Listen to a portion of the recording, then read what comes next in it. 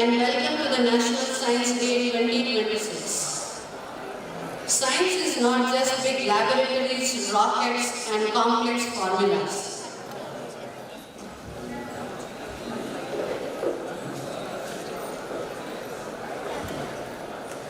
It is present in every fan, electrical bulb, smartphone, medicine, the metro trains and even the clean drinking water we use every day. National Science Day is a special opportunity to understand how deeply science is linked with our daily life and with the progress of India. The day is dedicated to remembering the discovery of Raman effect, honoring Indian scientists and their contributions, encouraging young minds to take interest in science and research, promoting scientific temper and critical thinking. Adikavi Nannaya University College of Science and Technology celebrates this year as National Science Day 2026 and workshop with the theme Women in Science Catalyzing Viksit Bharat. We are blessed to have an eminent scientist from DRDL and a Padma Shri awardee, Dr. Prahlad Ramarao Garu, to share his scientific journey and inspire the youngsters for their career planning. I take the pleasure of inviting Dr. P. Vijay Nirmala, Principal, University College of Science and Technology, on to the dais as the President of the program.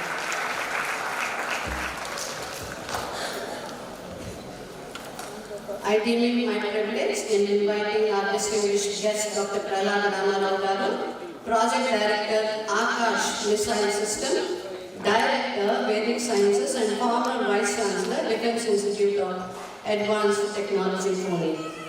I am deeply honored to invite our beloved and Honorable Vice Chancellor, Professor Sarvapati Prasanna Sri Garu, President awardee herself and an ever-growing list of awards and recognitions onto the dais.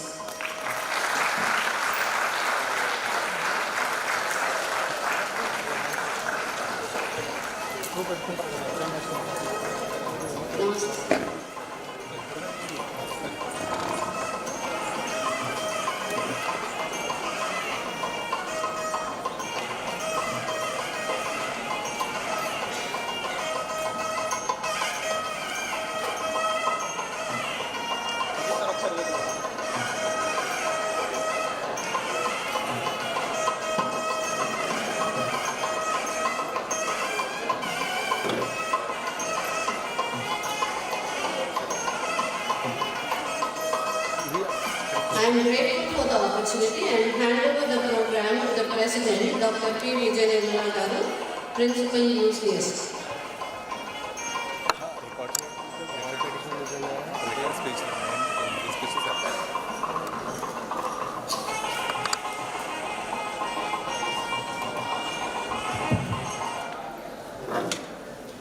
A very good morning to one and all, and I once again welcome you all to this National Science Day. Starting the program with lighting the lamp by all the delegates on the dais, and I request Registrar of the University, Professor K.V. Swami, and other faculty members to join for the lighting the lamp, and students one or two.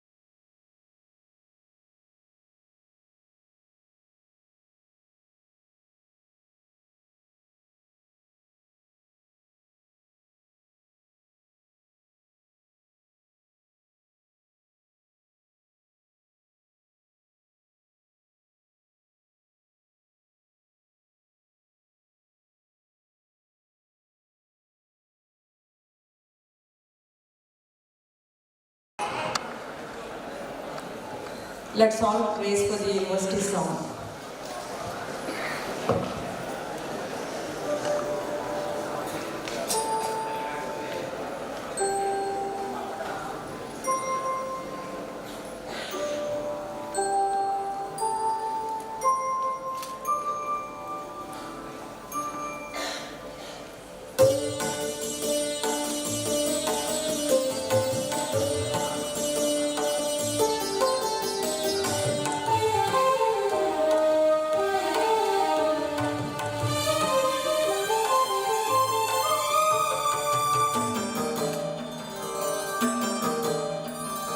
आदिकवि नन्नय्य विश्वविद्यालयं गोदावरी तीर विज्ञान निलयम् आदिकवि नन्नय्य विश्वविद्यालयं गोदावरी तीर विज्ञान निलयम् आणिमुत्यालतो आचार्यवरुलतो आणिमुत्यालतो आचार्यवरुलतो आणी निवासमై వర్ధిల్లు గురుకులం వర్ధిల్లు గురుకులం ఆదికవి నన్నయ్య విశ్వవిద్యాలయం గోదావరి తీర విజ్ఞాన నిలయం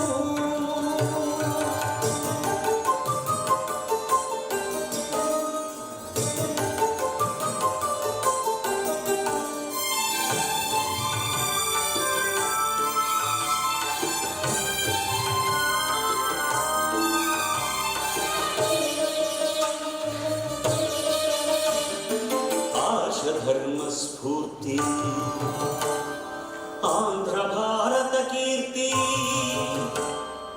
आश धर्मस्फूर्ति आंध्र भारत कीर्ति अडुगडुगुना संघ संस्करण दीप्ति भवनाद तोरणं सुविशाल प्रांगणं भवनाद तोरणं सुविशाल प्रांगणं प्रकृति गुडिलो विश्व परिशोधनालयम्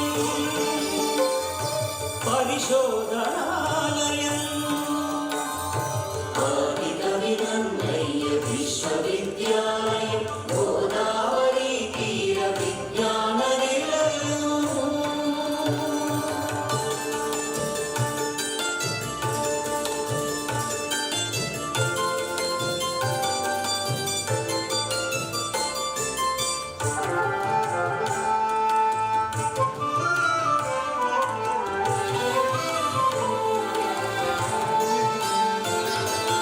పలు కళాశాలలతో పలు శాఖలతో విలసిల్లే అత్యున్నత విద్యాలయం విశ్వవిద్యాలయం మన విశ్వవిద్యాలయం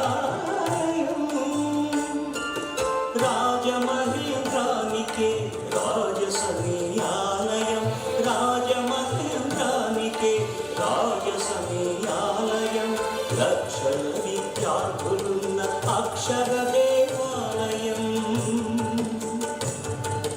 లక్షల విద్యార్థులున్న అక్షర దేవాలయం అక్షర దేవాలయం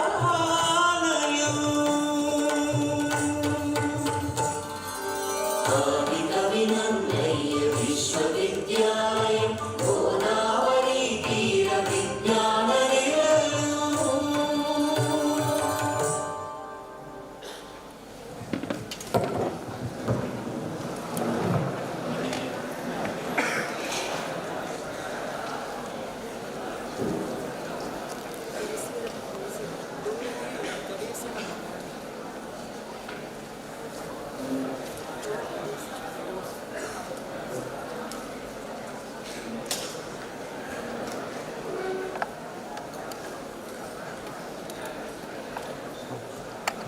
A very good morning to one and all. Honorable Vice Chancellor, Professor S. Sri Garu, President Abadi, respected today's guest, Dr. Prahlada Ramarao Garu, Padma Shri Awardee in Science and Engineering in 2015, respected Registrar, Professor K.V. Swami, colleagues of the dais, special invitees, scholars, students, non-teaching staff, press and media.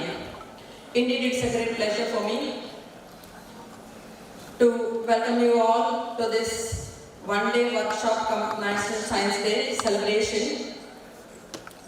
Every year, the University College of Science and Technology is celebrating the National Day, and also they are exhibiting the exhibition from the concerned departments. This year also we have the same gathering and also same events are there. We have conducted 4 events on the occasion of the National Science Day: quiz competition, PowerPoint presentation, short film and videography, content creation and research presentation.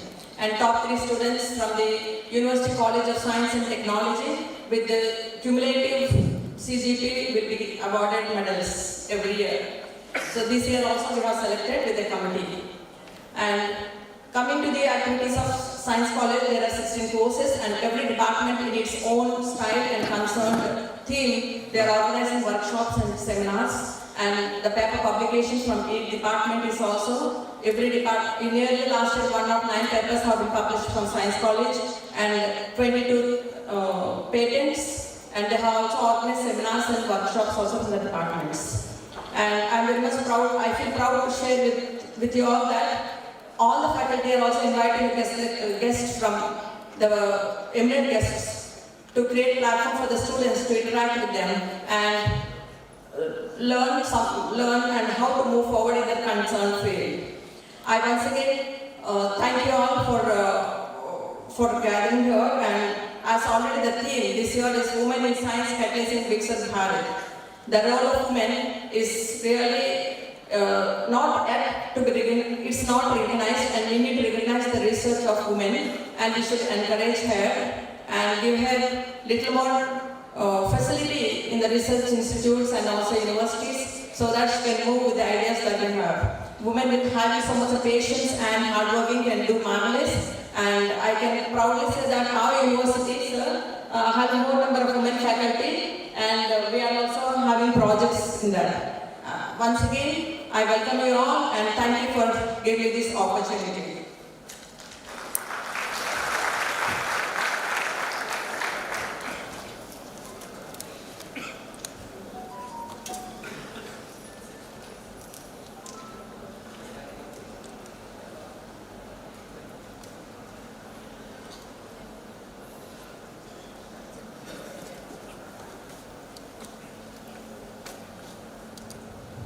Now I invite the chief guest of today's program, Professor S. Prasna, the Vice Chancellor of Nannaya University, President Awardee, and so many awards Madam has in her account. And she's a dynamic person and encouraging each and everyone to move to apply for projects and develop in our own careers. I request Madam to give a message to the students on the occasion of the National Science Day.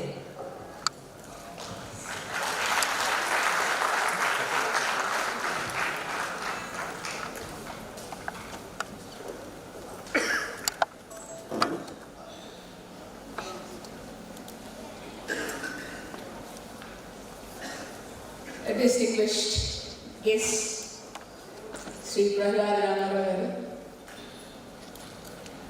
Principal, Science College on Days, Registrar,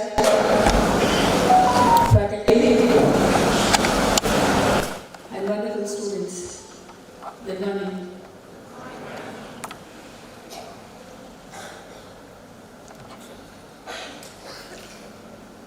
Science and technology are expected to be the backbone for any development. So it is. Science and technology remain to be the backbone for any development with innovative, self-constructed ideas. Our nation mainly focuses on Viksit Bharat, whose vision is to develop our India as a leading country in the world in terms of its economy, education, technology, and it has to be self-reliant by 2047. India has a very proud legacy of women who have a key role in accelerating India's growth by their participation in various fields as medicine, as in research, as in innovation, as in space and technology, agriculture, and sustainability. Women, as researchers, are actively involved in working in drug development, vaccine production,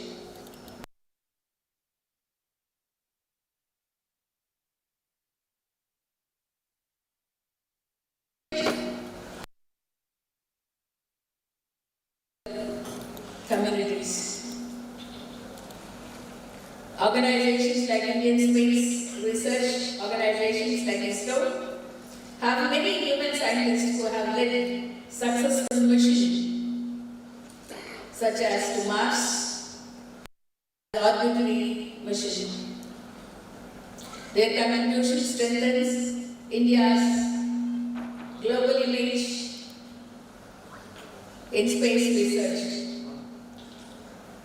Women scientists are developing climate resilient crops, sustainable farming,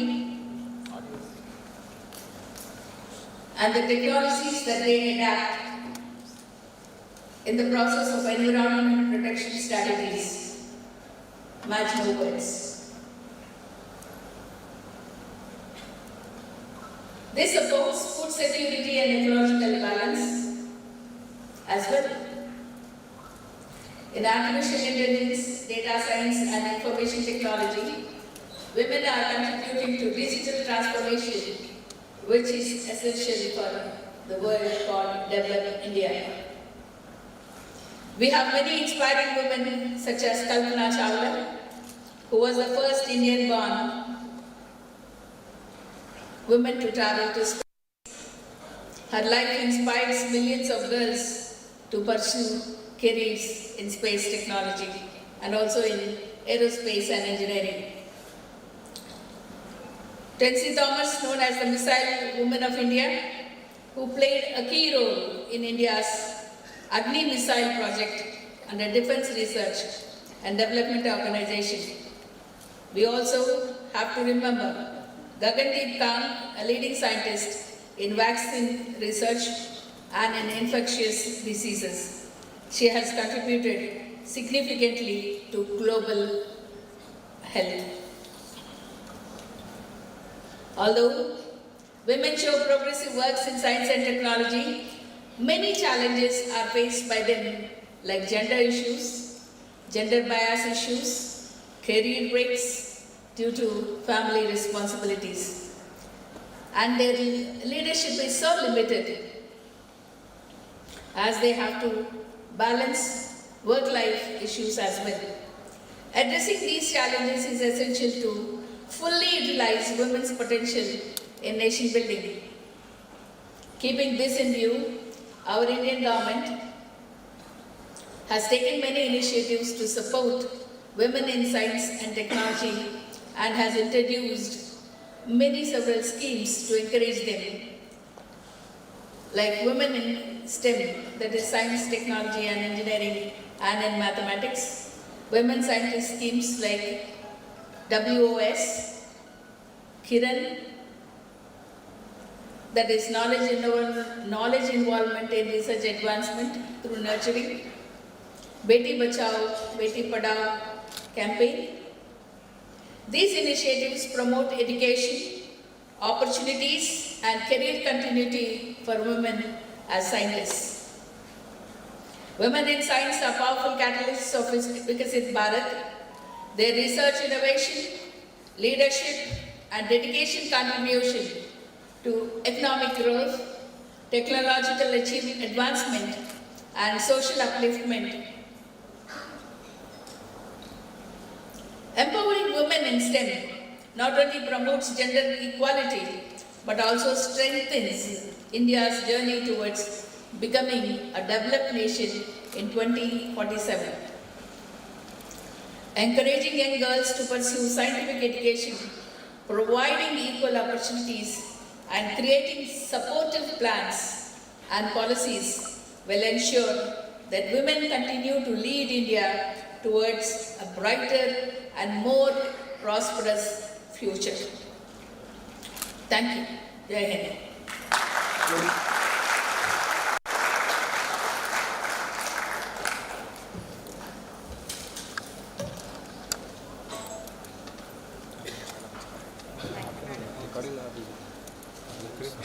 Thank you, madam, for your inspiring message to all the students and briefing about the opportunities of the women scientist programs in TST also.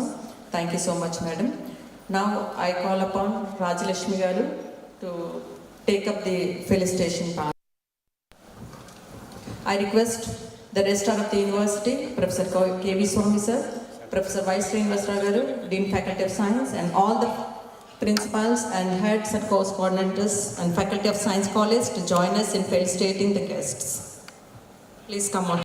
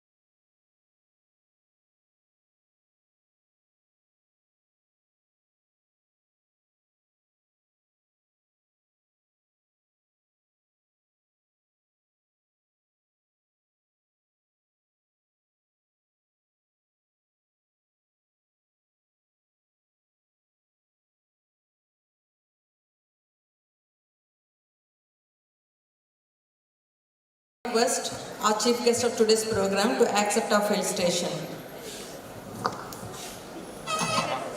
Okay.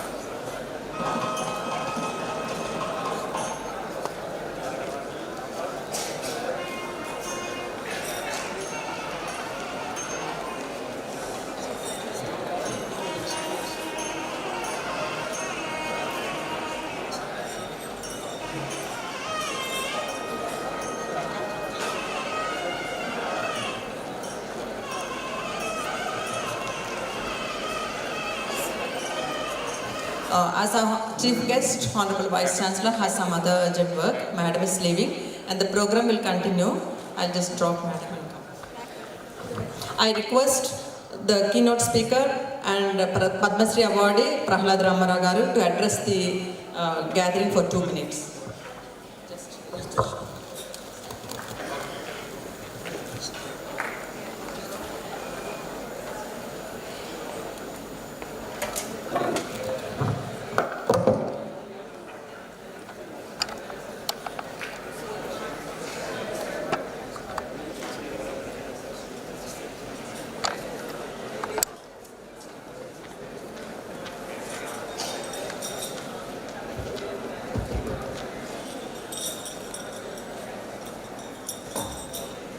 Well, good morning to all of you.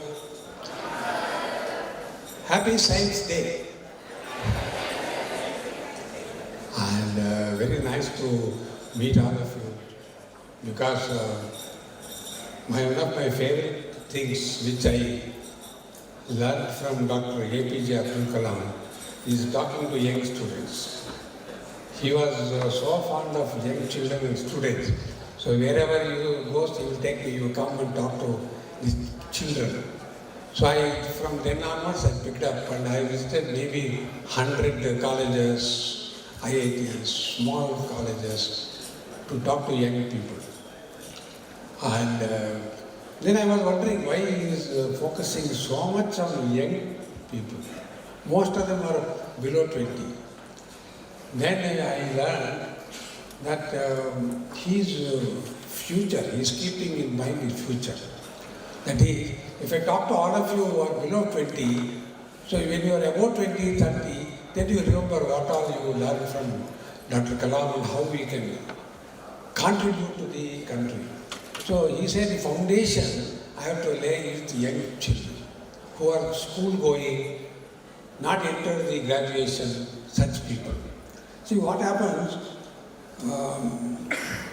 you are all, till you pass out your 10th standard at least, you learn most of the time whatever you learn is from the school teacher, not even from parents, because parents are busy, working, not working, and you will spend 1 or 2 hours with your mother and father. But with teacher you spend 6 hours, 8 hours. So you are influenced more from school teachers than from parents. So your Vyakti Nirmana, I call it as Vyakti Nirmana. The way you learn in your school time is influenced by local teachers. So I went to all the schools, I impressed on teachers that you are creating the next generation youth. You are not just teaching ABCD 1, 2, 3, 4 for children. You are creating the next generation of youth because there is a prime age where they get indoctrinated with the culture, with science, with society, with discipline, things like that. So the teachers are responsible for Vyakti Nirmana. And after they come to graduation, then you come to college, you do PG, PhD, MS, whatever it is. Then you have to be indoctrinated into Rashtra Nirmana. Vyakti Nirmana you have got from your school, parents, neighbors, but Rashtra Nirmana from your college, your workplace, you will become. Then only you are a complete citizen with both you have gone through Vyakti Nirmana followed by Rashtra Nirmana. Now his idea what Dr. Kalam was, all of you should contribute to Rashtra Nirmana. That is, how do you make India a great nation? That is his purpose. So till he died, he was working and I was directly with him and he made me a project director at a very young age. Says, I will be with you, but see that you do something very, very unique for the country. So I was made the project director for a surface to air missile system, which at that time people thought, I don't think it will come. But he was with me, he guided me, supported me, encouraged me, whatever required. It was a big success as you have seen in the last war. Indian 100% made in India missile was Akash. Completely made and fully successful. It stopped all attacks from the neighboring country. Using our own defense, air defense missile, they will not cross the border and come, because if they cross, then they will be destroyed. So that was the thing we learned. So Rashtra Nirmana is what is your responsibility. And I am happy that this Nannaya University has a majority of women, I believe. That's what I heard. But so young guys, you have got a big challenge, because they have their own strength, you have your different strength. Each is endowed with different capabilities, competence, capacities. Therefore, you are continuously competing with women scientists. And using your own God-given capabilities, you should be able to, both of you, they have different strength, you have different strength, but together, the country requires both of you together for Rashtra Nirmana. Because as your Vice Chancellor was telling, he said, India to be leading. But actually, India was leading several thousand years ago. India was the leader in the world in science, in technology, metallurgy, architecture, culture, medicine, education, astrophysics, astrology, aerospace, you name it, India was leading, number one, in the whole world. And the whole world used to come to India to pick up why they are so good. Wealthy nation, wealth in all respects. So you have a great opportunity to bring the glory back to India, which we are our original number one position before we touch Vikasita Bharat. So this is the, I am going to give a detailed talk in the next session, but you have a responsibility to do Rashtra Nirmana, to make Bharat a Vikasita Bharat before 2047. And you have all the tools, techniques, competence, capabilities, and will to be number one. Only you have to take a vow that I will be a part of Rashtra Nirmana. Not that I will get a degree, I will get a job. No. I will be part of Rashtra Nirmana. You take a vote, then it will automatically will all touch it. Our Vikasita Bharat before 2047. So I wish you all the happy Science Day, and all of you take a vote what I can do for the country when you go home. Write down on a piece of paper, keep it in your pocket. So you see, after 10 years, have I achieved what I took a vote on today, Science Day. So wish you all the best. Happy Science Day. Thank you.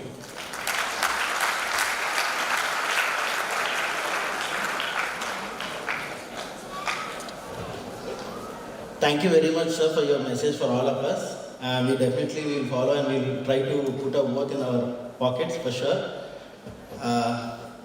So before begin the next session of sir, many of you guys are wondering what he has achieved so far, what he is from, what he has sacrificed so much in his career.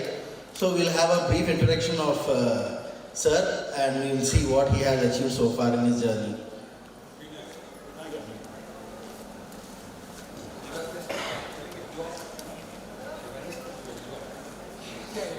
Just a small joke, because he said keep in your shirt pocket. So don't follow Rahul Gandhi without shirt.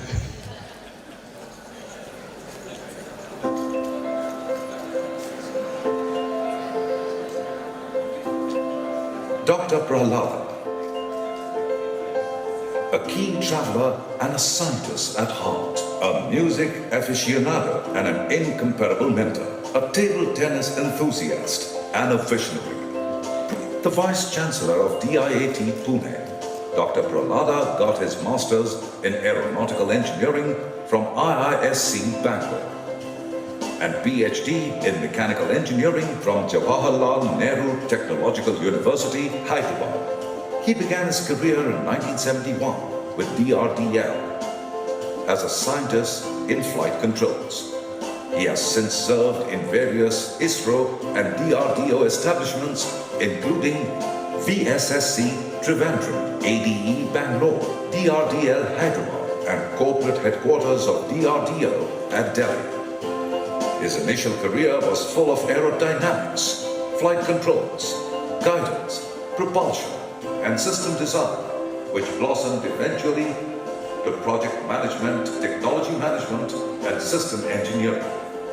In 1984, he was appointed project director for the Mobile Surface-to-Air Area Defense Missile System, Akash. Now this system is in serial production.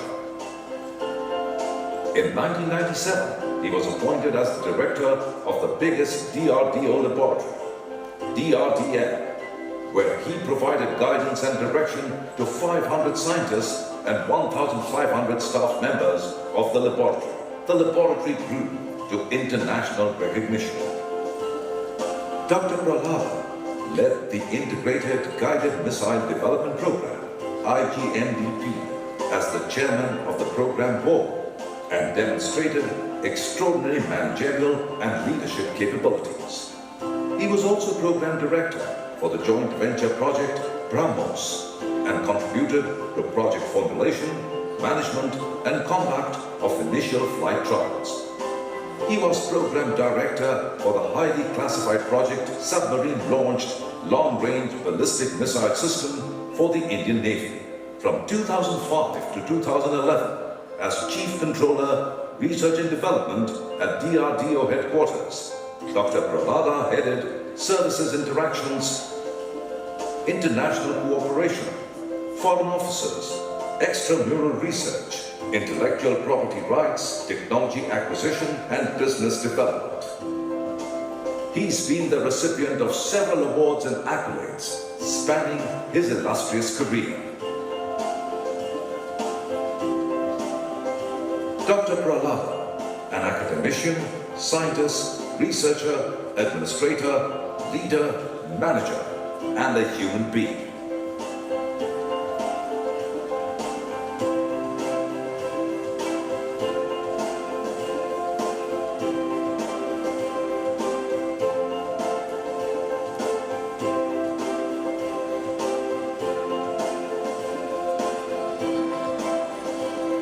While fulfilling his role as Vice Chancellor, DIAT, Dr. Prahlada continues to share his immense knowledge and experience in the field of academic excellence and guiding young research scientists to contribute to defense and technology.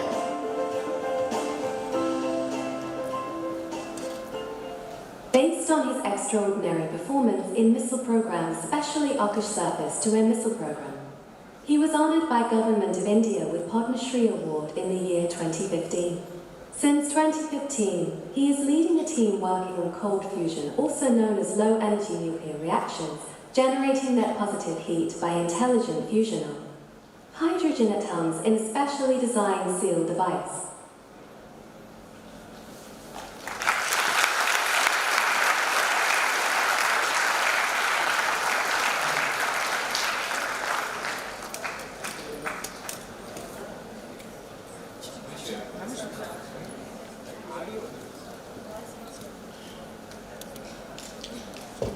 Hello, thank you very much for the team to play this video. And thank you very much, sir. You have achieved so much, and we are very glad and very pleased to meet you all in this occasion. And thank you for giving us this opportunity for our Honorable Vice Chancellor, Professor S. Prasanna Sri Garu. So, with this, I would request our guest to begin his session in a couple of minutes. Thank you.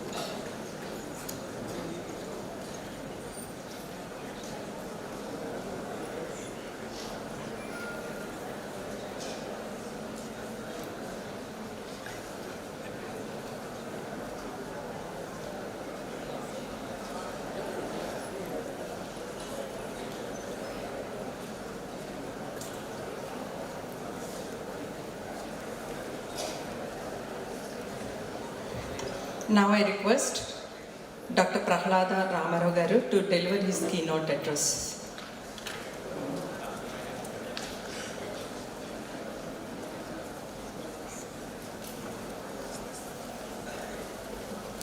Yeah. Good. In fact, I have some PPTs, but they are all highly technical. I don't want to unnecessarily show things which are very tough to understand. But I want to briefly tell you the journey I had for nearly 15 years after I took over as the project director, because Dr. Kalam, in his wisdom, I had worked with him for say about 1 year, that's all, when he was my director and I was working as a scientist on mathematical modeling, simulation, calculations, concept, design concepts, things like that. So I was about 33 years age, and somehow he liked the way I approached things.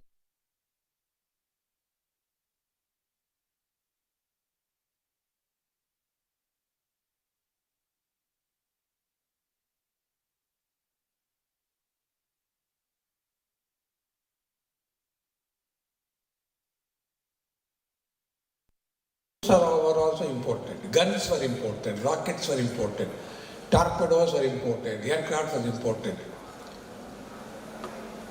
ships were important. So the government of India at that time felt that we should come out of importing.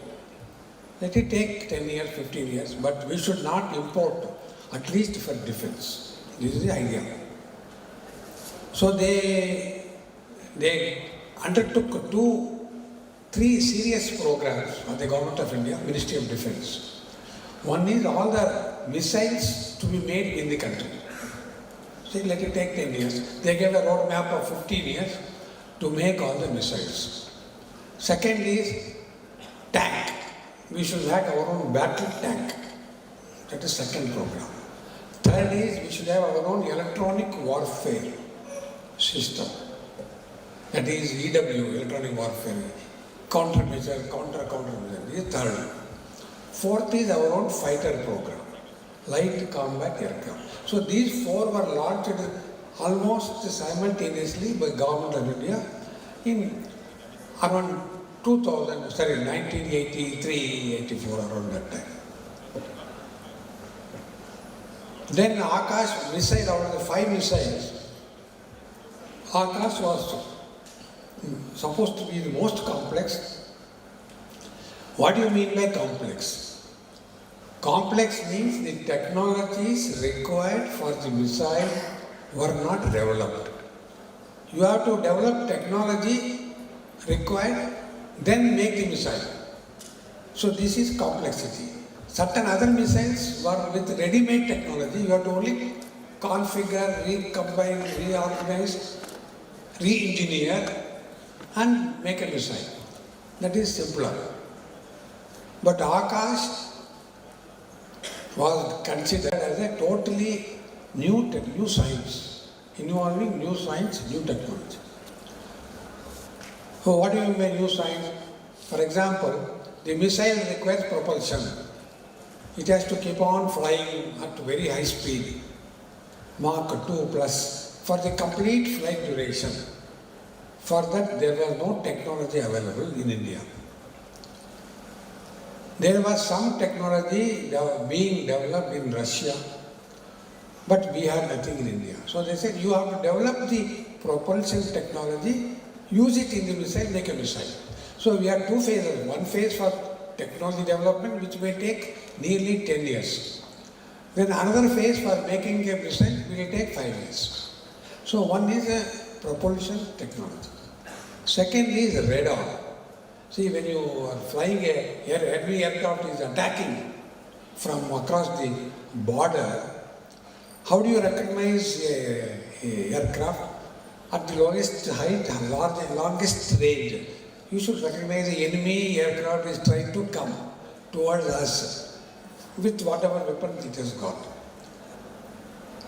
Then it is not one aircraft, there will be 10 20, 100 aircraft may come, like you have seen. People today are talking of swarm of drones. Maybe 100 drones will be flown to attack you. So you have to have multiple target handling capability. So that was the second thing the Army and the Air Force said. Please make a missile system which will have multiple target handling capability. So one is the propulsion, second is capability to handle multiple targets coming simultaneously from the enemy side. This was the second challenge. Third is make it intelligent, because if there is a aircraft flying, it may be commercial aircraft, it may be a friendly aircraft, you should not attack that. We have to decide only enemy aircraft to be targeted. The friendly or a commercial aircraft should not be attacked. So you should have the necessary intelligence in your system. It's called C4I, command, control, communication, computers and intelligence. All should be there, so that in real time, when there is a huge war like Operation Sindoor, number of aircraft coming from number of directions, different altitude, different speeds, different types of some helicopter, some rockets, some drone, some fighter, some bomber, how do you handle? In real time, scientifically and technologically. This was the challenge. So that I was really overawed when Dr. Kalam said, you are the PD, you have to handle it. I said, sir, the type of work you have given me is so enormous. I hope I will be able to live up to your expectations. He said, no, don't worry, I am there. I am there, buddy, don't worry, I am with you, I will support you, help you. We will solve the problem together. He said, we will solve the problem together. Because this is required, as a defense missile is required. Nobody will want to sell you such defense systems. So I was asked to force, and then we took 15 years to give it to the Army, to the Air Force. Here it is, please take it, and order. It took 15 years. So we had 1,500 people working all over the country, from across the country, north, south, east, west, everywhere, working on various components, modules, subsystems, software, hardware, testing, and assembly, integration. Academic, at least 20 academic institutions were our partners. IISc, IIT, all IITs were partners, central universities, CSIR laboratories, all are our partners, because it's an enormous job. And there I learned from Dr. Kalam how to handle such a complex situation from many people from across the country, and their commitment for 10 years to make sure the problem is solved. Not that they come, give a paper and go. They have to solve the problem.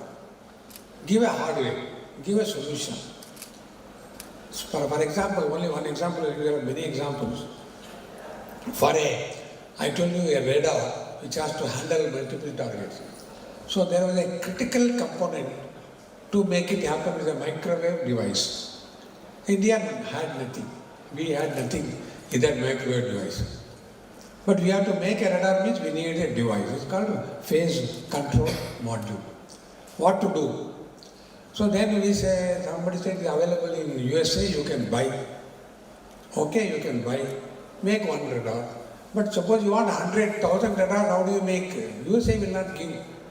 Especially the way now you are hearing Trump putting tariffs and restrictions. Moment you make one radar, when you want to make second radar, they may refuse. No, sorry, we can't give you. So we were saying you cannot depend on a foreign item for an Indian missile system. You can buy one number, small number, but you should have your own, indigenously made. So we went around the country. Finally we found there is a lady, today is our Ladies' Day, it appears, Professor Bharati Bhatt. She was head of a microwave center in IIT Delhi. So we approached her, madam, we require a device, phase control module. So we heard you are a head of the microwave research center. Can you take up? She was a very dynamic lady. She said, no, It is required by country, by defense, I will do. But you have to hold my hand. That is, I will give you all the theories, calculation, mathematics, laboratory experiment, test equipment, everything I'll give. But you have to give me fabrication support. And the material I require, you have to get from wherever I require. Some magnets are there, some ferrite items are there. You have to get me all inputs, you have to bring from various places and give it to me. I will do the modeling, testing, you get it fabricated. So he said, you have to, I will not do the work on my own, you have to be my partner. That is, you are my partner. So you will do half of it, I will do half of it. If you agree, I am ready to take up this work. Of course, I almost became a student. Like a professor, she's a very senior lady, very senior professor. I was a relatively young son. No, madam, I will be with you, don't worry. So I worked with her for nearly 10 years. I want to tell you, first time a device was not only made, tested, and the engineering was done. Production was established in a company in Ghaziabad, and we made the first 100 devices. Then the director IIT called Professor Bharti Bhatt, me and Dr. Abdul Kalam. He said, I want to hand over 100 produced devices to Dr. Kalam. So we were all invited to IIT Delhi, hand over 100 numbers made. See, this is the strength. If a professor wants to give a device, they can give a device, not that only paper. It's not a paper product. It is a real working hardware. Today, that device has been produced in millions, in 2-3 companies in India, and all missiles, all radars are made using this what technology Professor Bharti Bhatt gave. This shows how an academy can give a product to a defense item or any other item if the correct support is given. See, no professor can make a hardware and fabricate, test and give. They'll give the science behind, measurements behind. But finally you have to see the hardware is made. So this is the success, how we could, this is one example, like that we did with every part of the missile. We went somewhere, got a solution done. Finally we made a missile. It took 10 years to finally say, yes, we understood the complete missile hardware. And 3 years to test it. We had tested in Balasur against the targets. We tested in Pokhran. We tested in so many places. Then Army and Air Force, we said, no, you can place order. Then Army said, I want to test myself. You have tested yourself. I want to test myself. They give me what you have made in a factory. You give me, don't give me what you assembled in a laboratory. Give me your factory is Bharat Electronics. Give me Bharat Electronics, Bharat Dynamics. Give me, I will test it. If I am happy, I will place order. So we gave like that. And 2 more years, it took so 15 years for the entire cycle. And we could get the order for several thousand missiles, several hundreds of radars for the country. And when the missiles were ready, radar was ready, we were happy, we got good results. It was something like 2014 or something like that at that time. And government was happy, they gave me award also, Padma Shri award also they gave. So I thought, no, my job is done, I can relax.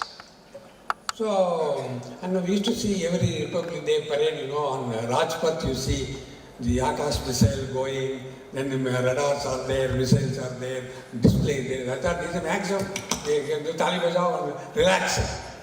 But suddenly the war came up and we were not knowing that in the war the Akash missile is deployed and used. We know what is going on somewhere, we don't. And the Army and Air Force also was not really sharing what they are doing. Because we have delivered to Army, delivered to Air Force, they have deployed at a number of places in the country where they think they have to deploy. There is a method of deploying. And getting and testing frequently, periodically testing. So suddenly we saw on the TV, I think we were watching NDTV, and somebody said, Air Force expressed happiness seeing the success of Akash missiles in stopping the fighters. We were certainly shocked. What happened? We never knew. I did not know what to say because we were watching, myself, my wife watching the TV. Suddenly she said, Akash has come, success and the Air Force happy. Then of course, probably within a few minutes I got a telephone call from NDTV channel. Sir, I don't know how they got my number also. I don't know how they got my number. They just called me, sir, I am seeing you on TV. I believe Akash missile successful. We want to congratulate you. We want to send our team to your house for an interview. This is what they told. We were just, I did not know. I mean, it's overwhelming. Then I did not know what to speak. I was speechless. I couldn't even say anything to him. I had to give the phone to my wife. Please talk to him. I don't know how to talk. Then she only told, he cannot now speak. Tell me, you want to send somebody, you can send. So this is how it happened. So it was a big thing for us. I remembered only one thing I missed was absence of Dr. Kalam. If you are present live on that day to see his Akash missile, BrahMos missile have done wonderfully, I mean probably India would have been a totally different country. Because he did from the first item to the last item, he was there from 1983, 84 to that day, 2020, he was behind all of this. We missed him, but we are happy that the system did well. The Akash was the one which went and defended the enemy aircraft, bomber, helicopter, not to enter. No, they have not entered, crossed the border and entered our territory. That is the success rate of Akash. They could not penetrate the wall of protection. Akash defense was good. Then they did a mischief by launching from inside the Pakistan territory, not coming to border, go inside 200 kilometers and then try to launch a rocket, launch a fighter. Then how do you handle? Because Akash is only for defense. You cannot go into their territory. Fortunately, we had BrahMos. BrahMos, we have made a joint venture between India and Russia to make a missile which can cruise at a very high speed. It's called Mach 3, more than Mach 3. Very high speed, at a low level it can cruise, keep going. And you have to only tell the missile, send the data, where is the target? Target, geographic, locations, you have to just punch in, give it to the missile. It will do everything on its own. And nobody can stop it. Once it is launched, you can't stop it. You cannot intercept it. And the coordinates, if you are given correctly, it will go to that coordinate and dump the warhead. So now the item get destroyed. This is what happened. All the Air Force stations, base stations, Air Force locations in the Pakistan, some 7 or 8 were identified and missiles were sent to those locations to destroy the airport, the building, storage facility. It was attacked. And which can go 300 kilometers, it can go inside the enemy territory. And it's all air launched. Sukhoi aircraft will carry the BrahMos missile, it will go near the border, release the missile and come back. Missile will keep going on its own. So this is what happened with the Akash and BrahMos, and we are extremely happy that both were successful, and we are grateful for 1,500 families which worked with us for 15 years, day and night, their family, the family members. There were many, because we had a lot of young people in the project. Most of them are in their 20s or some early 30s. Most of them, 80-90% were very young people. So they all had their challenges, because some are just married, some are just having a kid. Some of them, we have pulled out them from their honeymoon. You please come back. There's a test going on. So we had all sorts of challenges with the young people. But we are grateful that all withstood. Today, all are very happy that their efforts are success. And we just about 3 weeks ago, Raksha Mantri, he released book on Akash, how the Akash has been realized. We made a book and we requested the Raksha Mantri. He released in Delhi. Akash book has been released. Now we are given a copy to all families, all 1,500 families, to their house we have sent. This is your husband or whoever it is has contributed. Please have a book in your house, because it is a lifetime achievement for all the 1,500 families. So this is the story of Akash. I didn't want to bore you with all the slides and shows, because that will remove the life out of it. So what is that we can now do? I was just mentioning about Vikasit Bharat. See, fortunately, I had an opportunity to interact with a lot of politicians, went to a lot of countries. And we see now Akash has been developed, Agni has been developed, LCA has been developed, a tank has been realized, torpedoes have been made. How academic institutions have contributed. So I said, if you want India to be a Vikasit Bharat, there are 5 requirements. 5. I have listed 5. I thought I will share with you the 5 requirements. All of you, more than me, you are the future. 2047, you will be leading. I will not be there.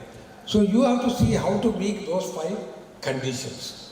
One is, I said, Surakshit Bharat. If India has to be Surakshit, our defense should be strong. No, we should not depend on any country for our defense. This is the main reason India lost freedom 2000 years ago, that we had no defense capability. I was just talking to a registrar. I told him, 2000, 3000 years ago, India was a country with abundance. We had food, we had gold, we had all precious metals, we have health, we have agriculture, we have milk, we have knowledge, we have dance, we have culture. We know science, we know metallurgy, we know agriculture, we know medicine, everything we had.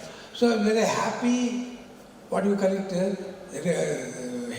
country. So everybody was tempted to come to India and take away our wealth. And India was not one nation, it was hundreds. States, all Maharajas were there. So we lost because we were not ready with anything to defend. We had everything to give, nothing to fight. So we lost. That's why Vikasit Bharat, first requirement is it should be a Surakshit Bharat. Nobody can say, I will take Panga. This is first, number 1. Number 2 is Samruddhi. That is, we should have our own Sampat, our own Samruddhi. You want food, you want education, you want IP, you want oil, you want energy, you want medicine. The Vice Chancellor told we made our own vaccines, we made our own medicine. Whatever you want, we have in abundance. We can only export, we can give to other countries. We don't have to depend on anybody for our requirement. So that is second. Number 2 is Samruddhi or Sampat Bharat, so that we do not depend on anybody. In fact, I will tell you, there is one biggest challenge India has got is energy.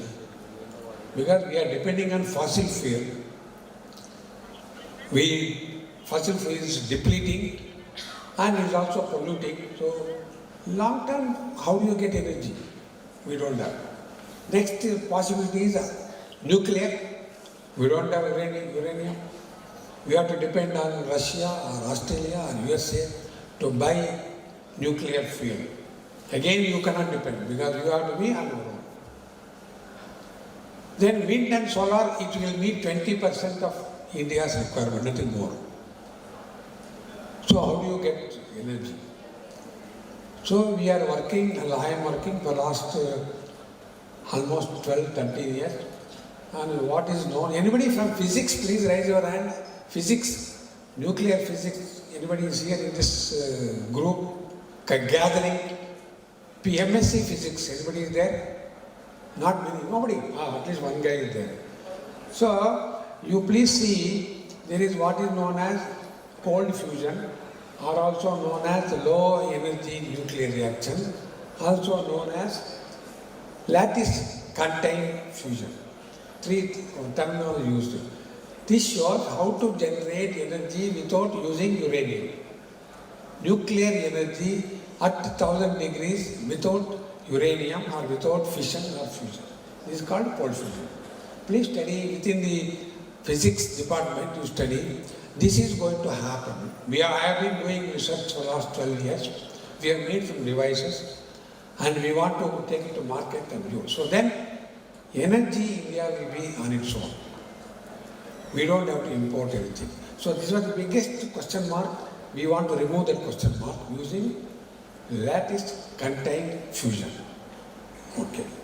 That third one I will come to science and technology. As she also mentioned, our life is woven with science, new technology. You go to education, you go to medicine, you go to dress, you go for food, you go for air, for water, everything requires science and technology. You can't survive without a strong understanding of the necessary science and technology. That is the third element we should have. Science and technology. You call it Vijnanika Bharat. So third. First was Surakshit Bharat, then Samruddhi Bharat, then Vijnanika Bharat. So India will be a highly scientifically oriented country. This I have my favorite thing. I tell all the parents, most of you are parents, mother or father, some of them are fathers, some of them mothers. Please ask your son or daughter, go to kitchen and see how many scientific things, gadgets are there working in your kitchen. Everything is science and technology. You got a microwave oven, you got a washing machine, you got a video, you got a pressure cooker. Everything is based on science and technology. Let the children understand what science has gone in making idlis, what science is there in microwave cooking, what is there in pressure cooking, what is the difference between microwave cooking and pressure cooking. It's all science. How do you have a washing machine? What is the role of a detergent? You are not thought about it. You say, why detergent is required to wash a cloth? Why not only water? You put water and run the machine, it won't clean. You have to put detergent. Then what is the role of detergent? You put only 1 spoon. There is a lot of science and technology within our kitchen, within our drawing room. So that's how our life is integrated with science and technology. So third is Vijnanika Bharat. We all should be scientifically sensitive, educated, and also harnessing science and technology. Fourth is, I call it Samaja Vriddhi. See, our country is a highly diverse country, very complex country. It's not easy to control or manage India as a nation. Highly complex with language, with culture, with religion, with food habits, with lifestyle. Everything is so diverse. It is difficult to manage a country like Bharat. So how do we handle this Samaja Vriddhi we should get, where the culture, the welfare should be handled. Each should be happy, each should respect my culture and I respect your culture together, simultaneously. Then only we will achieve what is known as Sarve Jana Sukhino Bhavantu. Let all people be happy. Also, Vasudhaiva Kutumbakam. Entire world is one family. This is the one we are only by the Samaja Vriddhi. Our Samaja should be so sophisticated, grown, that we believe in Vasudhaiva Kutumbakam and also Sarve Jana Sukhino Bhavantu. This is number 4. Fourth. Then only India will be great. And also I want to tell you, in the whole world today, you may be watching TV and participating in various discussions. There are only 4 countries which are leading the world. Russia, China, USA, India. Only 4 countries. Rest are all smaller countries of no great global significance. Any other country is only smaller country. And we are the four big brothers. We are on the high table with 4 countries. They will decide the entire world scenario. 4 countries. So if 4 countries are there, you look at other 200 countries, whom they will respect out of the 4. They cannot respect Russia because Russia is a communist dictatorship, closed society. They don't believe Russia. America was reasonably good. This Trump has come and made a mess of it. Otherwise, America would have been a big nation, respected all over. Today, America's respect has come down drastically. By whatever reason, they have their own reasons. We don't want to analyze. But American position on the 4 has come down. It was number 1, it is now no more number 1. Now third is China. China also, you know, most of us do not know what is happening in China. and also, just like America, China also wants to grab. America wants Greenland, China wants Taiwan. America wants to control Iran, China wants to control. It's like, see, they're all in a question of how to occupy other countries and take over their natural resources. See, what they want to do is they capture the natural resource available in Africa, in Greenland, in Arabia for their use and their economy. Not that they want to rule, they want to capture the resources of poor countries, weak countries under their control. This is what they want to do. Whereas India, you know, we never have gone out for a war to occupy any nation.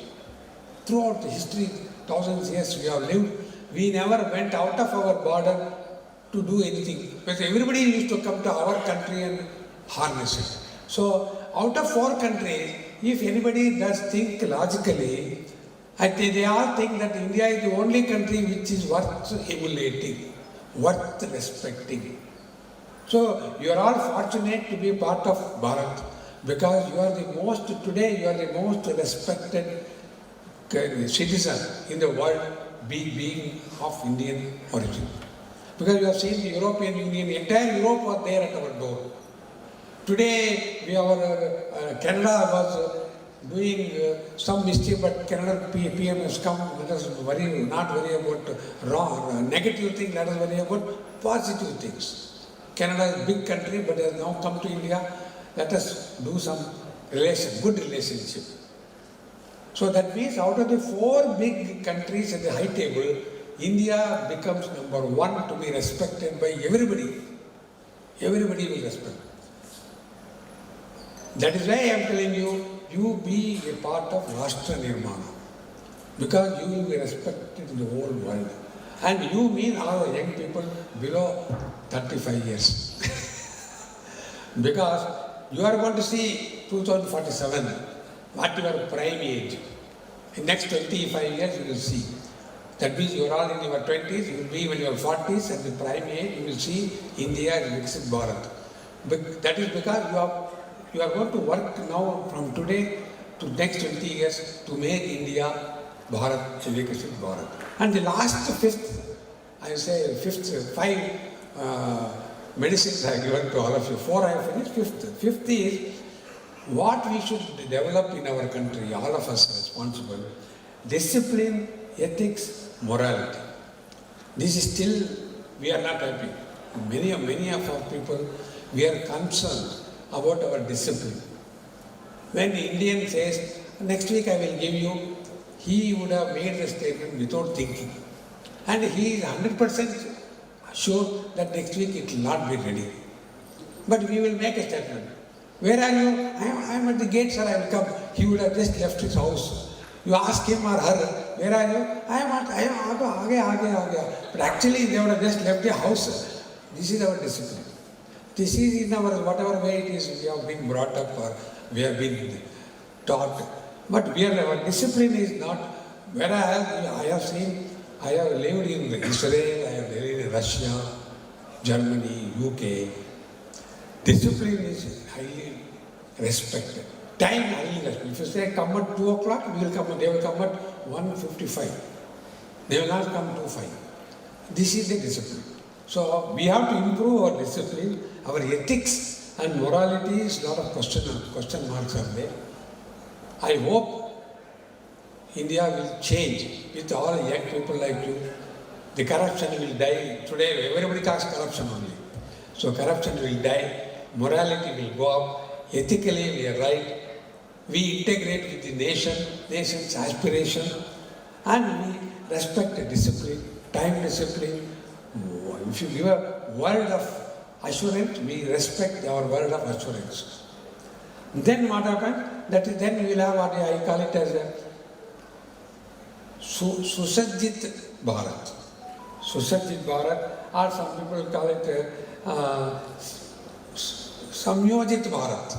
That is, we are an organized nation. We respect each other's commitments with full ethics behind it, value system behind it. If we find the 5 elements, if we all believe in these 5 elements, we work for these 5 elements, I don't think anybody in the world can make us number 2. They will have to accept Bharat as number 1 country before 2047. This is what it is. The responsibility is all yours. I can only give a lecture today, but the responsibility is yours.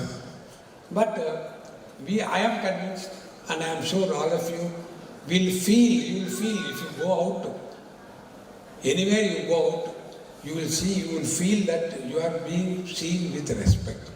Not with, "Are ye bhi aa gaya, kaisa aa gaya." They see you with respect. You are a good customer, you are a good individual, you have your strength, your military strength, agriculture strength, strength of energy, strength of food.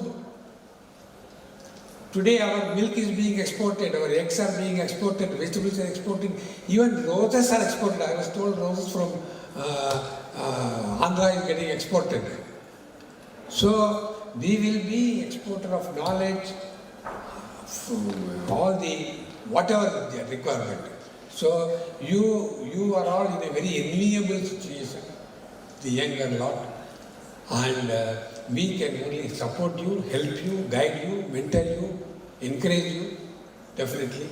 But the control is in your hand, the responsibility with you. So I want to wish you on a Science Day, and you are in a very fortunate position in this country to be living this particular 2 decades of India's growth. Already you have seen economic growth. We are all last 1 year, we are more than 7% every quarter. Which in the whole world, nobody is, big country, no country is able to manage 6%, 7%. We are the only country. Growth, GDP growth. It is amazing, even USA is worried, Europe is worried, China is worried. How these countries, these fellows are making. They all call India as an ill-organized, disorganized country. But how can they make growth of this magnitude? So it's all in your hand. We have our own method and culture of doing things, which will be a big success. That's what they were telling. Recently you would have heard the war going on between USA and Iran started, but it will happen. And the biggest problem USA is having is they have taken the biggest ship with aircraft carrier, is an aircraft carrier ship, biggest. And there are 4,500 officers and sailors on board the ship. 4,500 people on the ship which is there. It's called Ford. They know the Ford. The carrier is called Ford. The biggest in the world, is the biggest in the world. 4,500 people are there, living for months away from their families. And they are close to Iran, ready to attack if President gives a decree. Now what is the problem they are facing? All the toilets in the ship are blocked.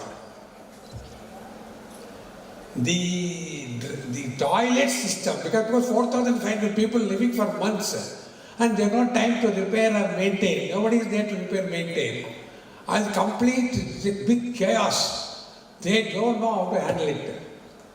Because 4,500 people, how do they manage it? When the toilets are completely clogged. It has become a big news. In US, they're all stuck with toilets.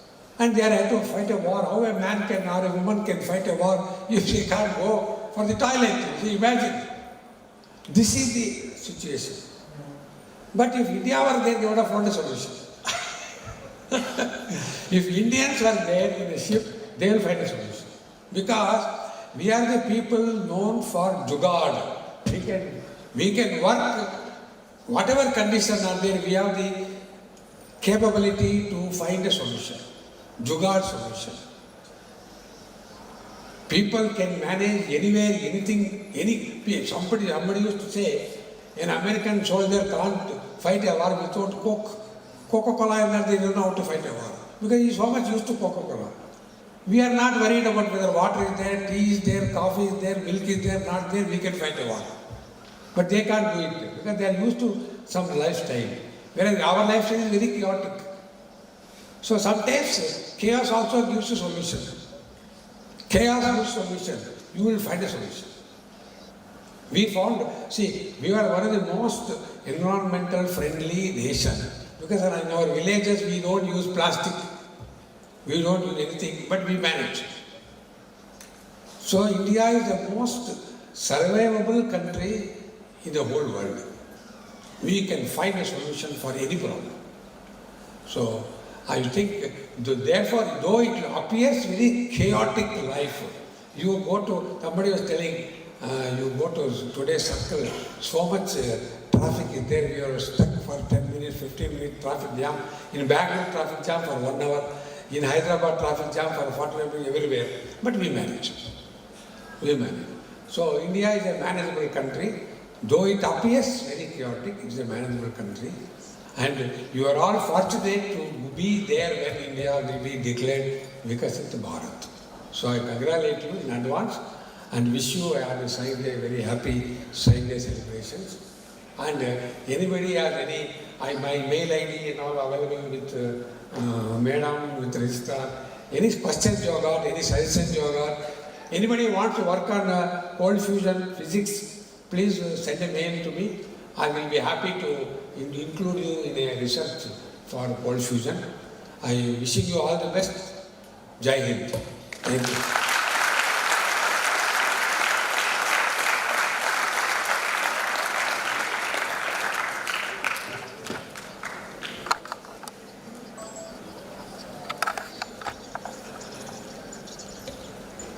Thank you very much, sir, for the nice keynote address. If anybody wish to ask any question, please raise your hand and mic will be given to you and you can get your doubt cleared.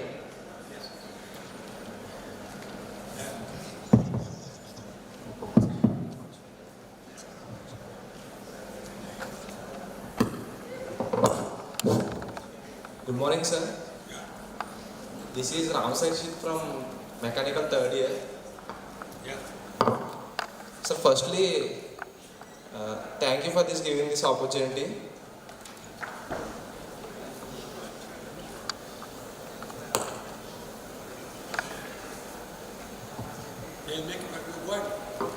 Sir, I have a small doubt. What habits differentiate an average engineer from impactful innovators?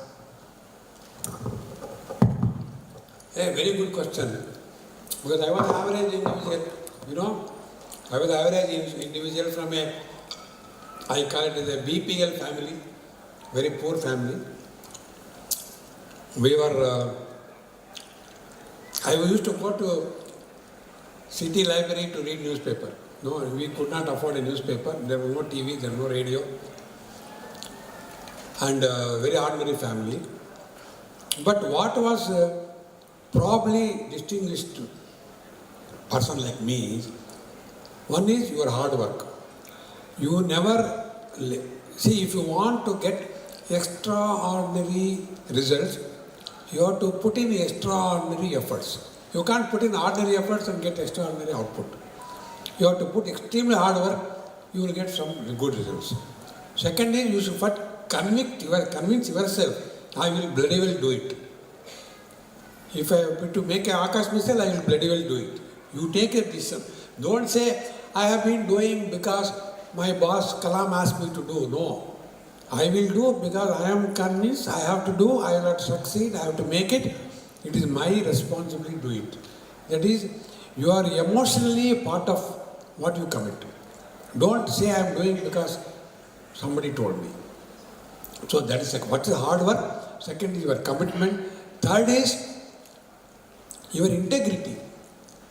See, when I lead 1,500 people, all 1,500 should believe, trust that I am telling the correct thing. You should not say, "Oh, khud nahi kar raha hai, bol raha hai." You know, that is, many leaders are there. They will come late and they will tell you, why are you coming late, why are you coming late. They themselves will come late. So you have to walk the talk. You have to be a model. When you say, I am working hard, they should all feel that this fellow is working double hard. I am working, thinking, analysis, they should think he is analyzing. Because you sleep with the problem. You sleep with the problem. Get up with the solution. That's what you have to do. So if your integrity, your hard working, your commitment, these three will make you a different person when compared to others. Thank you, sir.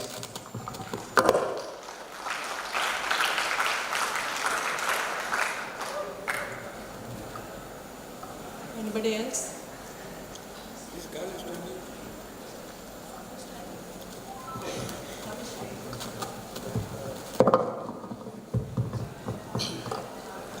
A very good afternoon, sir. Myself, I am Ujjwal from Mechanical third year. Before going to question, I would like to thank you for having me here, sir. Your words are very heartwarming and very inspiring. So my question is, we are having many advanced manufacturing technologies like additive manufacturing and smart machining process. So how can they help in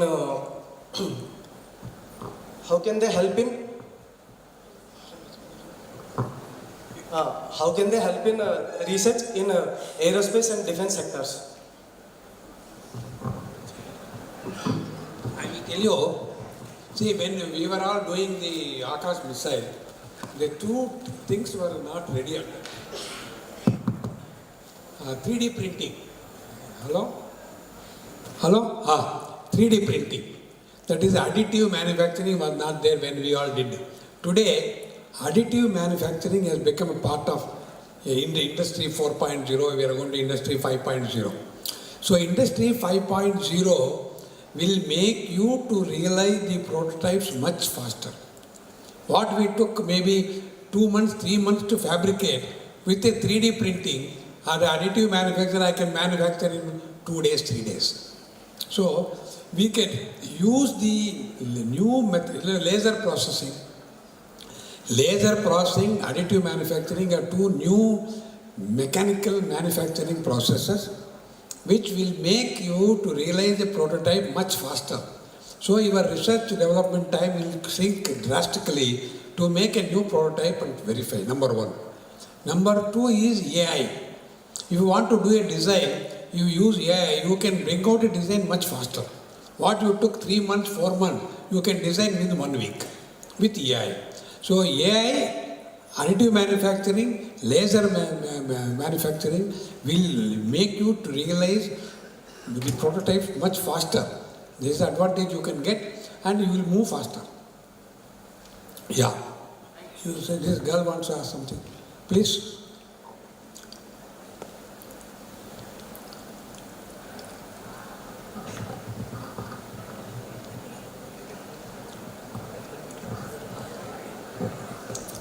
Yeah. Good afternoon, sir. Good afternoon. Thank you for today giving session. And my question is, many women in core engineering fields are like to interested contributors strategic sectors in defense, and aerospace. What advice or guidance would you like to give us to prove ourselves and overcome challenges in these fields? Overcome? Challenges in these For challenges. Yeah. See, challenges for you, same as challenges for him. There is no special challenge for women. All challenges are the same in science and technology. Suppose you are doing, you have seen now, for example, you want to do a satellite defense, for example.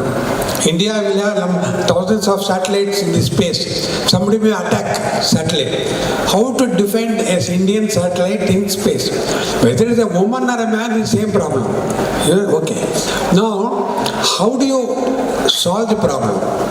See, one is your competence in the technical knowledge. How much you have studied, understand various science and technology, number one.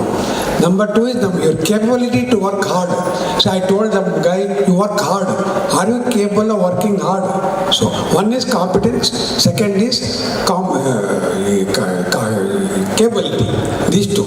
Third is teamwork. You alone cannot do anything. You have to have a team. So more number of team members, more possibility of solving the problem faster. We had 1,500 people to solve the problem. If alone you can't make anything. So alone you also cannot do anything. You have to form a team of people who are aligned to your thinking and find a solution. 3 things I suggest. Okay. You strengthen your competence, believe in your capability, and form team. See, we all normally underestimate our capability. So we all say, I am tired here. I have all been working since morning 6 o'clock. No, your body has given to you by God is having enormous potential we normally underutilize. Our memory, our physical capability, our analytical capability is underutilized. You use only 10-15% of what God has given you. Please harness your own full strength. Then you will not get tired mentally or physically. So do it, believe in yourself, you will do wonders. Thank you, sir.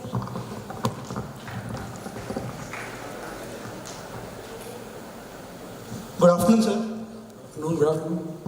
Sir, you said that 15 years of research and development, including testing and lot in the Agash project, sir. Sir, while doing research and development, there will be a lot of breaks, a lot of full stops, or a lot of break points where research will be in a bottleneck situation, sir. Sir, during that time, what was your feeling, sir? Like, were you nervous or were you confused on the topic, or were you? No confusion.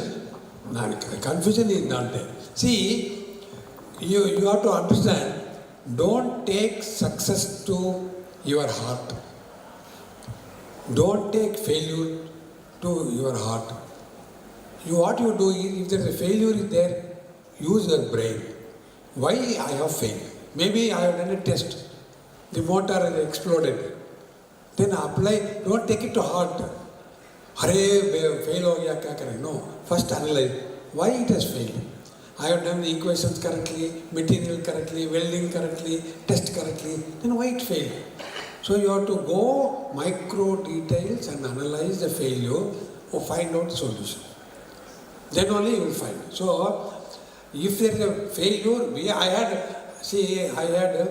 before I handed over to army, we had 100 times we went for flight testing. Out of 30 had failures, 30 failures. So we used to go for all preparedness, you go launch, dhadak, it just explodes in front of your eyes. It falls into the ocean. But you should not sit and cry. Moment over, all of us will come to the discussion room, see the results of testing and break our head. Why the hell how can it fail? How can it fail? See, I will tell you one small story, especially with so many girls are here. I had one lady scientist working on what is known as radio proximity fuse. So we went for 2 flight tests. It failed. But she was in charge of radio proximity field. So we told Madam, तुमने 2 बार किया गया वापस आया. Now how many you? When are you going to meet success?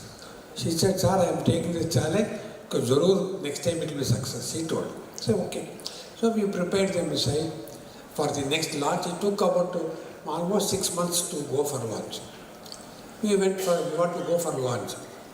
But then we found out that lady cannot attend the launch. Why? She was expecting her baby. So everybody said, Arey, she said she will come to make it success. Abhi nahi hai, she is missing. Then what to do?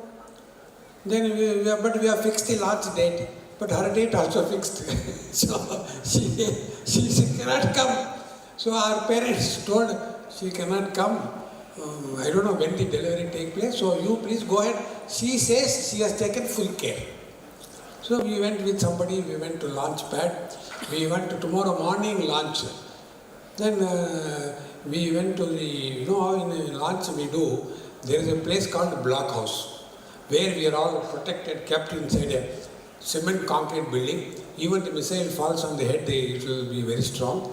We are all kept inside, all doors locked, everything locked, and water, everything is there, oxygen is there. In case of any emergency, we will survive. So I was there sitting, I find that lady sitting there next to me. Hey, what happened? She said, sir, I have come. But I was told, you got a baby recently. Yes, sir, my mother has brought the baby. She is in the guest house, sir. So she has come with a baby of maybe 10 days or 8 days, I don't exactly know. She has asked her mother, you come with the baby, I have to be in the lunch pad. So she came sitting in the blockhouse with all the sweater, all the shawl, everything. Her mother has come sitting in the guest house with a small baby. I want to see the launch and go back. See, this is the commitment. So she did not lose her heart. She said, I will bloody well go. And it was success. This is something which I cannot forget in my life. How she could come with a small baby because her item is being tested. She came, stayed, saw the launch, success, then thanked me, went back to Hyderabad. So this is the where we make a difference because she believes that the success depends on her and she has to make it success. It's not that it's somebody's problem, my problem. Like that is the conviction she had. So she came and saw the success and went back. This is one example. There are many such examples. So, yeah, any failure, we have heroes and heroines to solve the problem. Sir, were you ever nervous during this situation? What? See, when we go to blockhouse, there is a last 10 seconds countdown will be there. Missile is ready, it's all powered. Then there is one guy who is counting down. 10, 9, 8, 7. Your heart is pumping with 120 beats per second, 200 beats per second bending. And if it goes successfully, relieved. But they say every time you go to launch pad and count 10 to 0 and come, 1 year of your life is gone. Your life has come down by 1 year because you have gone through really a pumping of the heart some 10 to 5 times. So every launch is a tension. Every test is a tension. You don't know till it goes to the full duration, it may be, you don't know issue. You have seen recently space launched satellites, all satellites went into sea. Now all were failed. Because they could, some small error somewhere, whole thing gone. So it is a heartbreaking. Anything in aerospace is heartbreaking because you can't correct it. Once you launch, it is without your hand. It has to either work or fail. There is nothing like you can go, not like a truck. You stop the truck and check your current. No, nothing can be done. So you have to go through that that's called, single-use item. They are all single-use item. Only once you can use in your lifetime. That you have to see how to handle such challenges, heartbreaking, have a thick skin and a strong heart. Thank you, sir.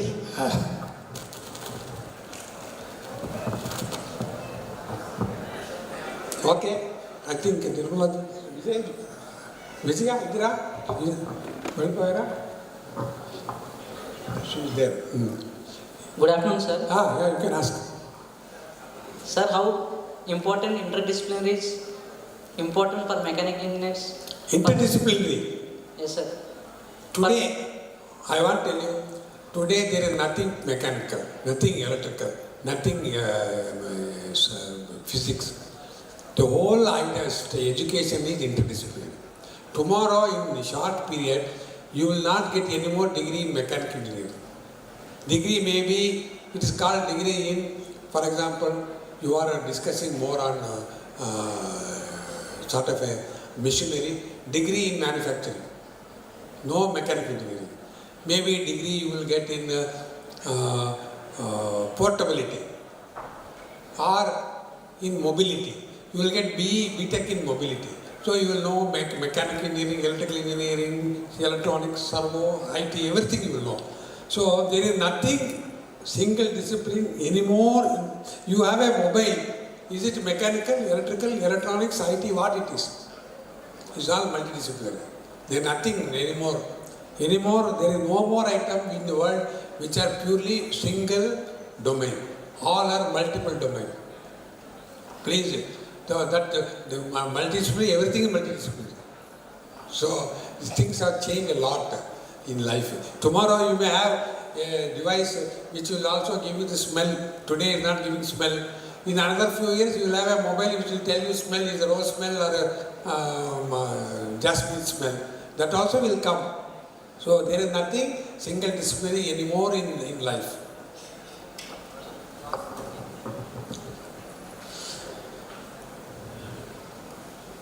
Thank you, sir. Thank you. All the best. Okay, I think. Good afternoon, sir. Yeah, go ahead, sorry. How does ISRO foster innovations and research development among its scientists? I didn't follow. How? How does ISRO foster innovations, research and development among its scientists? Support, fostering. Yes, sir. No, all organizations, whether ISRO or DAE or DRDO or CSIR, they have a lot of schemes and methodologies to give you incentive, give you support, give you encouragement to see that your output is recognized and honored. Everybody, you take any organization, they will give you best scientist of the year or best product of the year. Like that they will give you, suppose they will give you, you will get recognition, you will get additional cash incentive or a promotion, whatever you call it. Fully, today the methods of supporting, encouraging scientific work is very many. There is no doubt. So you don't have to worry about, you should not look for also. If you are working to make a missile, you make a missile, don't worry about who will recognize. Why are you worried? We never got worried. We just made a missile, we thought it is the best missile. Finished. Finally, when the army said, I am very happy, we are happy. So don't look for a result, shabash, when you are working hard. You work hard with your conviction, I am doing something unique in the world. God has given me capability, I will do it. That's all. Don't say I am doing it because my department head gives me a shabash. No. You will do for yourself, for your own self-recognition. You should excel yourself. Don't say I want to get shabash from my department and the vice chancellor. You are not working for anybody. Dr. Kalam used to, by mistake someone said, Dr. Kalam, he is my boss, he will get upset. He said, which project you are working? Sir, I am working for Akash. Then Akash is your boss, not Kalam. You are working for Akash, Akash is your boss, not Kalam. You will get upset if I say, you are my boss. Akash is your boss. So you are working for an item, that is your boss. Not the vice chancellor, not the head, department head, not the nobody. Okay? Thank you, sir.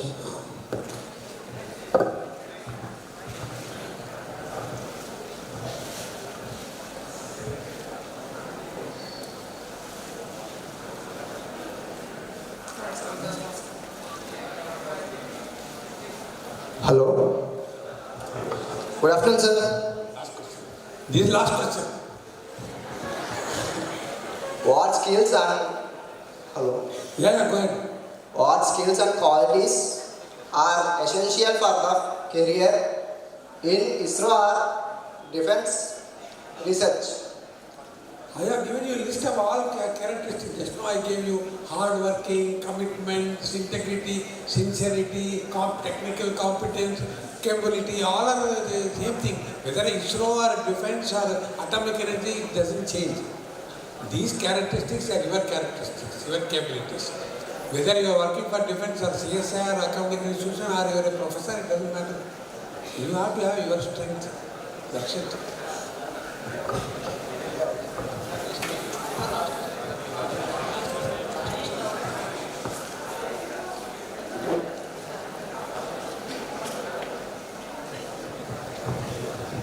Sir, what inspired your journey in aerospace?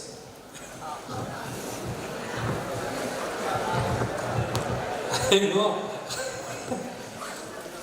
I hope 2 minutes ఉందా మాట్లాడచ్చు. But these are last question. I will tell you. See, when I was very young, I was in not even degree. I was in high school level. Those days aircraft was very rare. You don't see aircraft flying like you are seeing every day. In Bangalore itself, in a day you will have 1 aircraft, 2 aircraft flying. I am talking of 1960s. So I used to wonder how this aircraft can fly. There are so many people inside. There is the engine and so many items are inside. How can it fly? What makes it fly? It is my question as a young boy.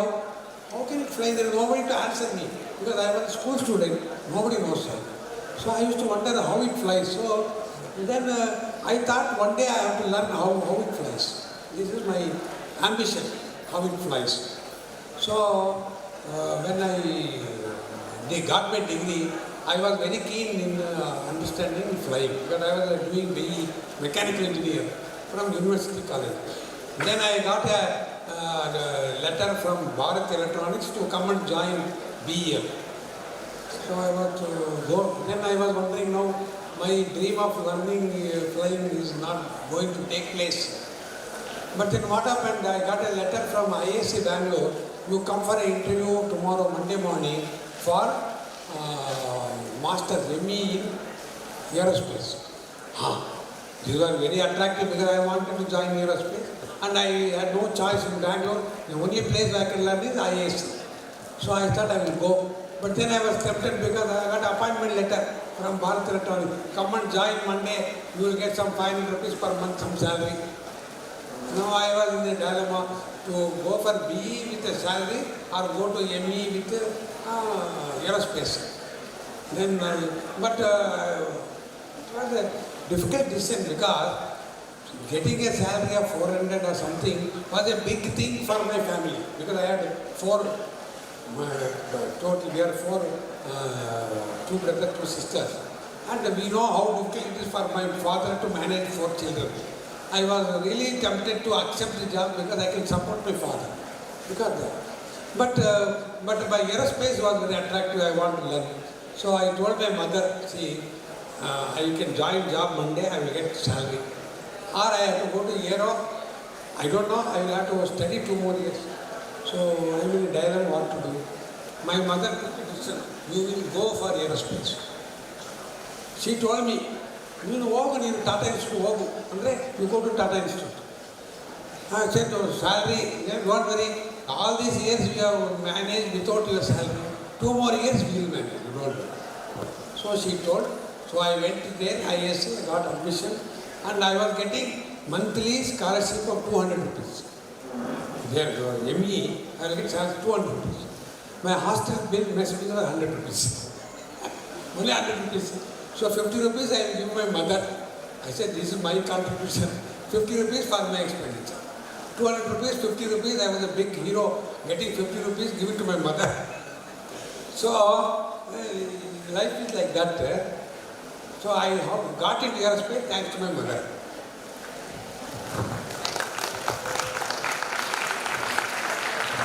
Sir, one last question.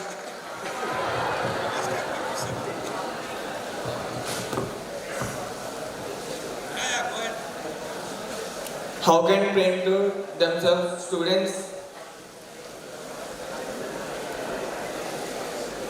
How can students can train themselves to identify their problems by solving theoretical ideas? See, today, fortunately, you go to any website, you go to ISRO, they have put a list of challenges. You go to DRDO website, they have given a list of challenges facing them. You go to CSIR, there is atomic energy. If you are in touch with all the various websites, they have already listed the challenges they are facing. You have to only read, and whatever you think there is a challenge, you will make a team, go and apply. That is the best. See, when you are graduate, during your graduation you can do a project within your college. After that you see, suppose you want to do for defense, you go to DRDO or Ministry of Defense website, they have given a list of challenges facing DRDO. You choose whatever you think you can handle and apply. No problem. Okay? He is not saying anything. Okay, sir. Thank you, sir. Dear students, if you have any more further doubts, the mail ID I'll give mechanical engineering students, I'll give mail ID to Dr. Harsha Reddy sir, your coordinator, and other students. It will be circulated among the heads and coordinators group in the science common group in the WhatsApp, and you can ask any doubts that you have through the mail, and sir will definitely respond. Once again, I thank you, sir, for agreeing and coming all the way. I know you have travelled from Mumbai to Bangalore, then you have come. And really, sir is so much preoccupied, but we are lucky to have him here today. Sir, really your speech has made us all to wait for the Viksit Bharat 24/7 and to see the changes. Thank you, sir. Now I request our respected registrar sir to come onto the dais to actually we have conducted 4 events on the occasion of National Science Day, and the winners will be given medal and certificate by our honorable respected registrar sir. And I also request the Dean Faculty sir, Professor Y. Srinivas sir, to join us onto the dais. I now call upon Dr. Rajalakshmi, Department of Physics Course Coordinator, to take up the prize distribution session.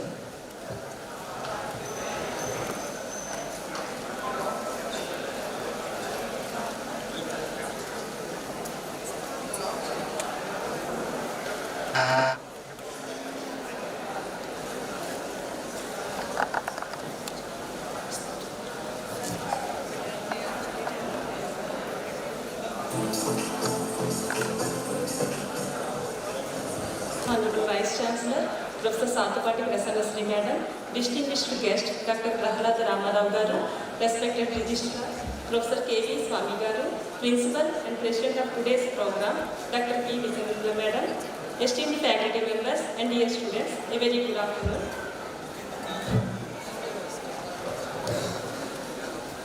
Now, we move to the most awaited segment of today's program, the prize distribution ceremony. I request our distinguished dignitaries to kindly present the prizes to our talented students. Quiz competition winners team: J. Santosh Kumar, 2nd MSc Geoinformatics; V. Revant Kumar, 2nd MSc Geology; G. Raviteja, 3rd BTech ECE.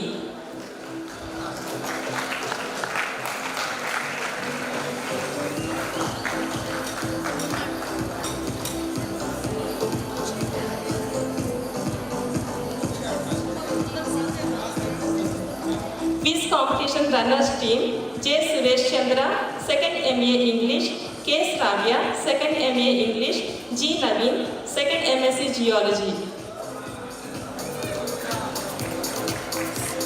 PowerPoint presentation: first prize K. Bhavana, Zoology; second prize K. Manognya, Mathematics.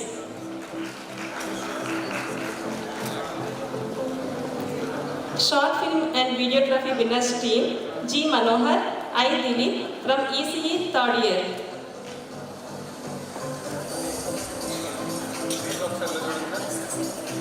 Short film and videography runners team: S. Navaskarin, G. Raviteja, ECE 3rd year.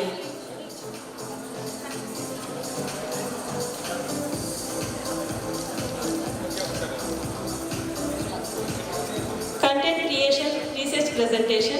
First prize K. Bhavana, second MSc Geology, second prize G. Vasudeva Rao, second MSc Organic Chemistry.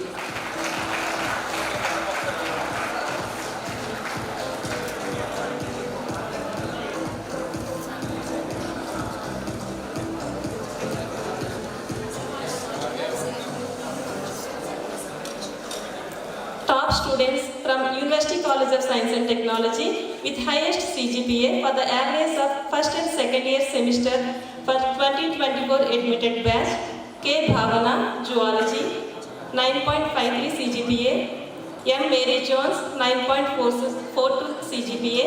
G. Maunika, 9.37 CGPA, Zoology. J. Sunita, 9.37 CGPA from the Department of Zoology.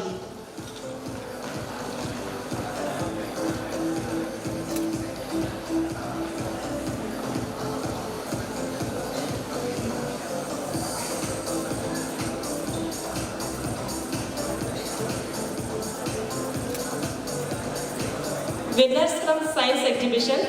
First prize goes to Balloon Satellite, first MSc Physics.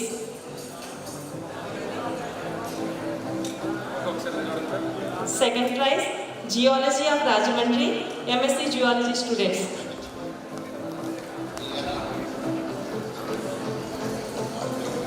Third place from Science Exhibition, Smart Agriculture, MSc Botany.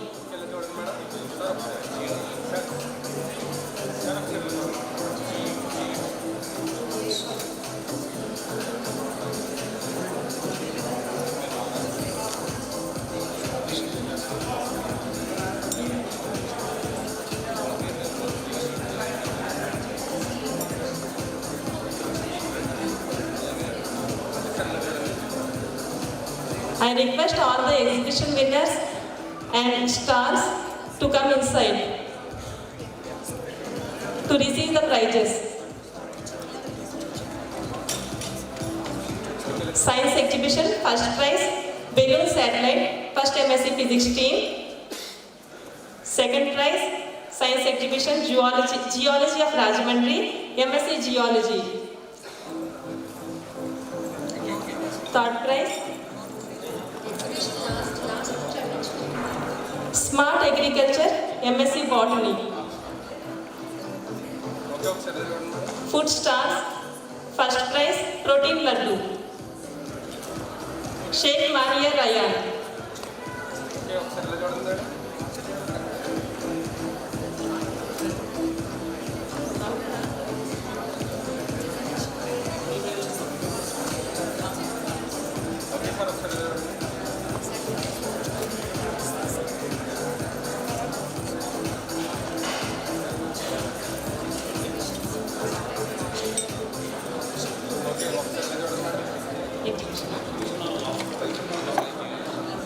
Science exhibition winners, first place, Balloon Satellite, first MSc Physics.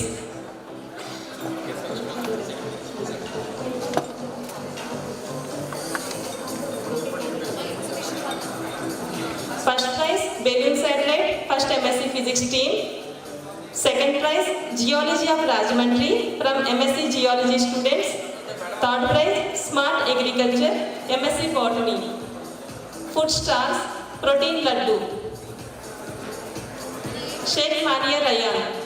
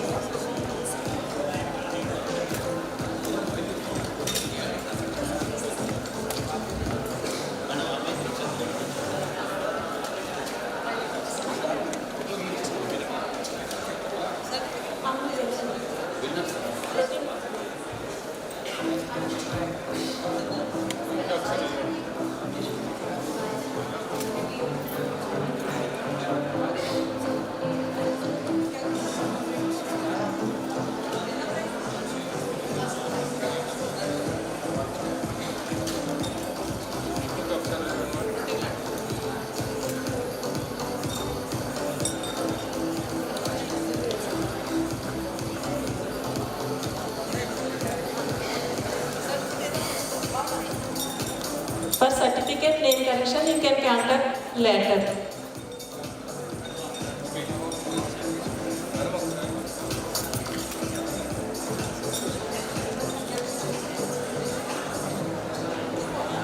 Hearty congratulations to all the achievers.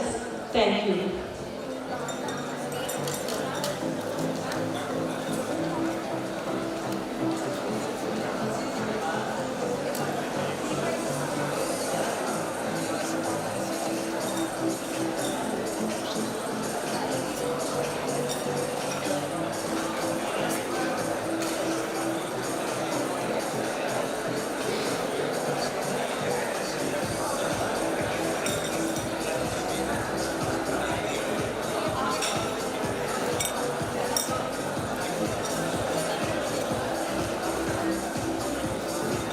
UCST topper K. Bhavana, Zoology, 9.53 CGPA.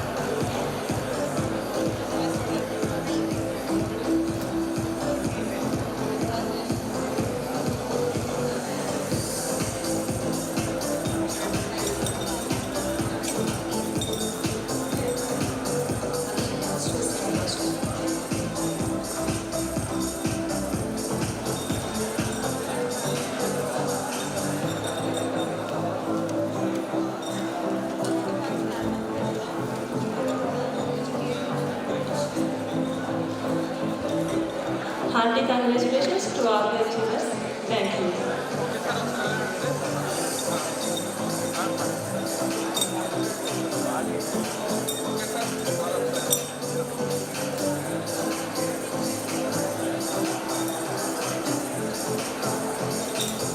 I request Dr. L. Sujata to propose vote of thanks.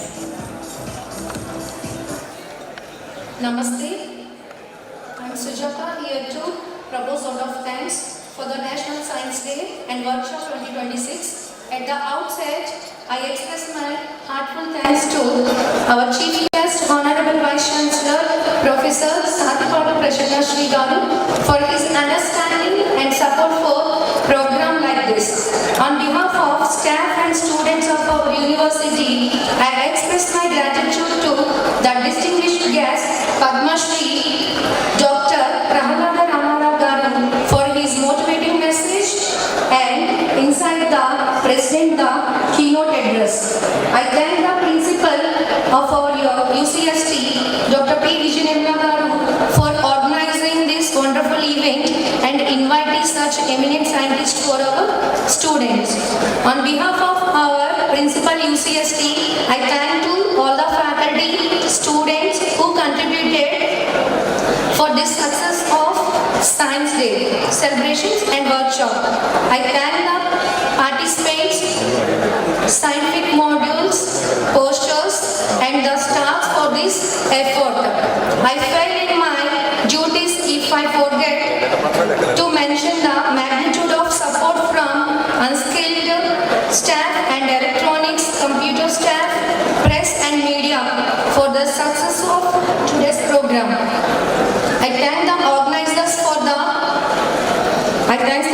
for this opportunity.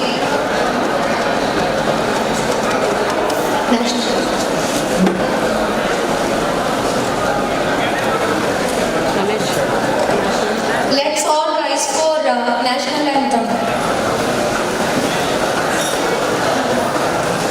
Ganga